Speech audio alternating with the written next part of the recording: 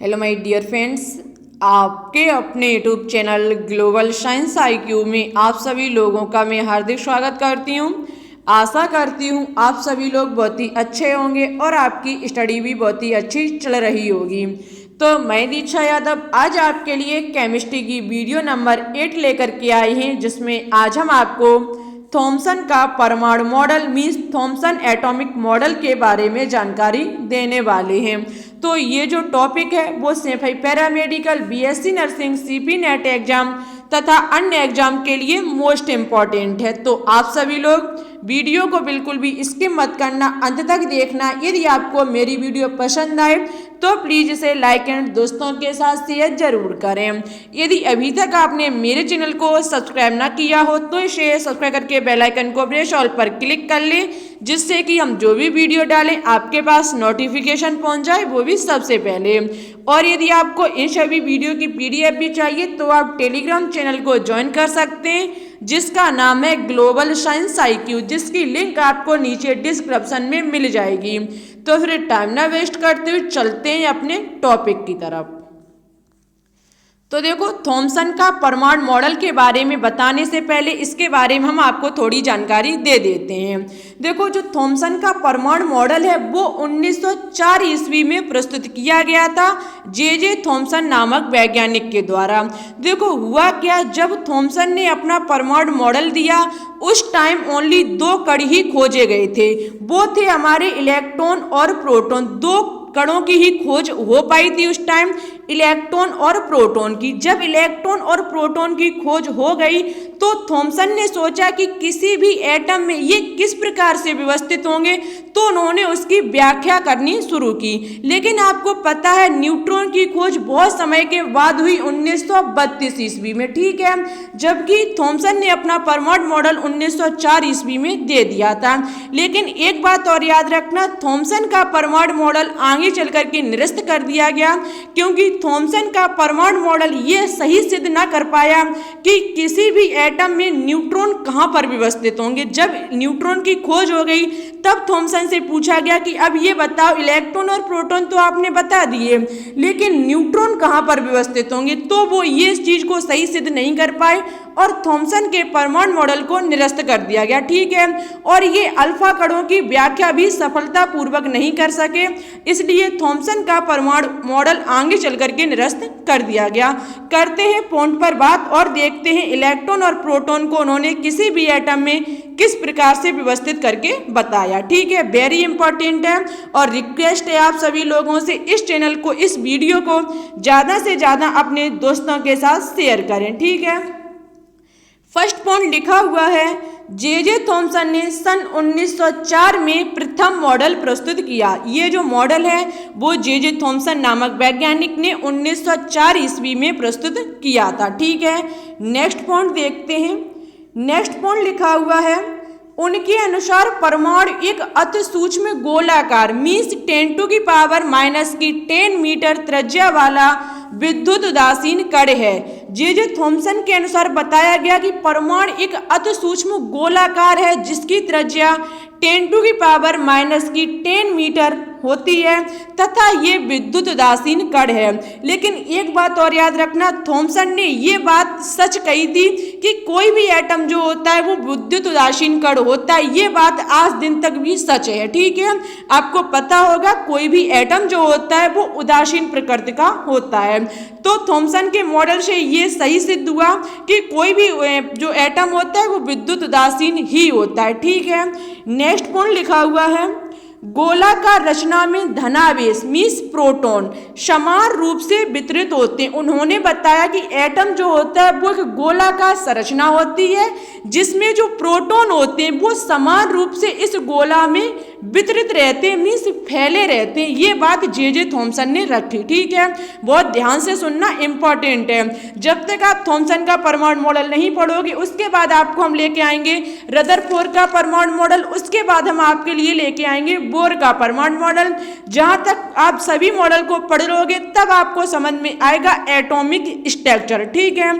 तो जब तक आप ये चीजें नहीं सीखोगे तब तक आपको एटॉमिक स्ट्रक्चर बिल्कुल भी समझ में नहीं आएगा, ठीक है।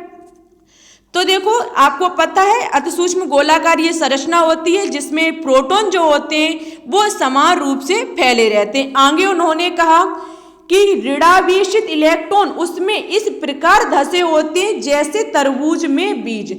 उन्होंने कहा कि कोई भी, देखो हम आपको फिगर के माध्यम से बताते हैं, उन्होंने कहा कोई भी परमाणु मीन्स कोई भी एटम होता है वो गोलाकार होता है, ठीक है, और उसमें जो प्रोटॉन होते हैं जो धनावेशित होते हैं वो समान रूप से वितरित रहते हैं। आप देख सकते हैं ये हमने जो समान रूप से वितरित किए हैं धनायन को। और उन्होंने कहा कि कोई भी ऋणावेशित इलेक्ट्रॉन जो होते हैं उसमें इस प्रकार से धसे रहते हैं जैसे तरबूज में बीज। उनका कहने का मतलब है जो तरबूज होता है उसमें जो लाल लाल होता है वो हमारे प्रोटॉन है, उसमें जो काले काले बीज होते हैं वो हमारे इलेक्ट्रॉन है। उन्होंने कहने का मतलब है तरबूज से समझाया एटम को, ठीक है, और उन्होंने बताया कि प्रोटॉन और इलेक्ट्रॉन उसमें किस प्रकार से व्यवस्थित रहते हैं किसी भी एटम में। तो आप देख सकते हैं हमारा ये गोला जब जो होगा वो कैसा होगा, धनावेशित, जबकि इलेक्ट्रॉन जो होंगे वो उसमें धसे होंगे एक तरबूज में बीज की तरह, ठीक है। आई होप आपको समझ में आ गया होगा। आगे देखते हैं, आगे लिखा हुआ है ऋणावेशित व धनावेश परमाणु में समान होते हैं अतः परमाणु विद्युत रूप से उदासीन होता है। ये पॉइंट वेरी इंपॉर्टेंट है। थॉमसन के अनुसार कहा गया कि यदि किसी भी एटम में कोई भी हमारी एक अति सूक्ष्म गोलाकार संरचना जो होगी उसमें जितने धनायन होंगे उतने ही ऋणायन होंगे। उनका कहने का मतलब है कि किसी भी एटम में जितने प्रोटॉनों की संख्या होगी उतने ही इलेक्ट्रॉनों की संख्या होगी। ये बात आज दिन तक सच है। प्रोटॉन बराबर इलेक्ट्रॉन होते हैं किसी भी उदासीन एटम के, ठीक है। ये पॉइंट वास्तविकता सच है कि जितने किसी भी एक उदासीन परमाणु में जितने प्रोटॉन होंगे उतने ही इलेक्ट्रॉन होंगे। और आपको पता है प्रोटॉन हमारा धनायन होता है और इलेक्ट्रॉन पे माइनस चार्ज होता है।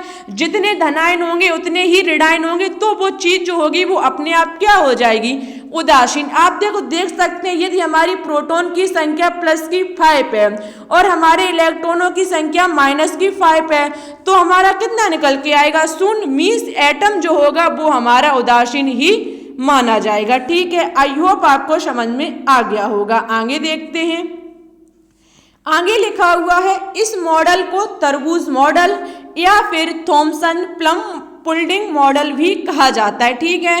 कई बार ये क्वेश्चन एग्जाम में पूछा जा चुका है कि इस मॉडल को तरबूज मॉडल कहा जाता है क्योंकि उन्होंने तरबूज के माध्यम से समझाया कि किसी भी एटम में इलेक्ट्रॉन और प्रोटॉन किस प्रकार से व्यवस्थित रहते हैं, ठीक है।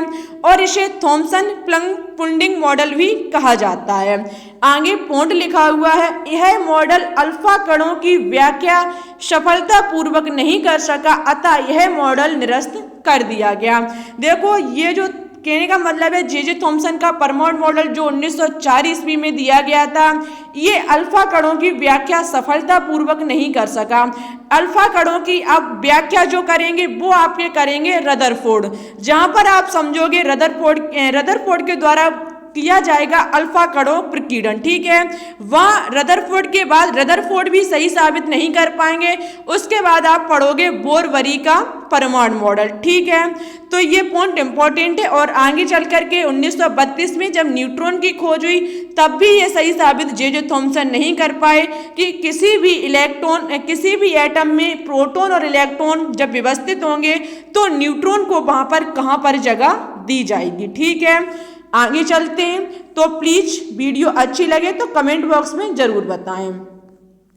आगे एक क्वेश्चन लिखा हुआ है जिसका आंसर आपको मेरे कमेंट बॉक्स में देना होगा।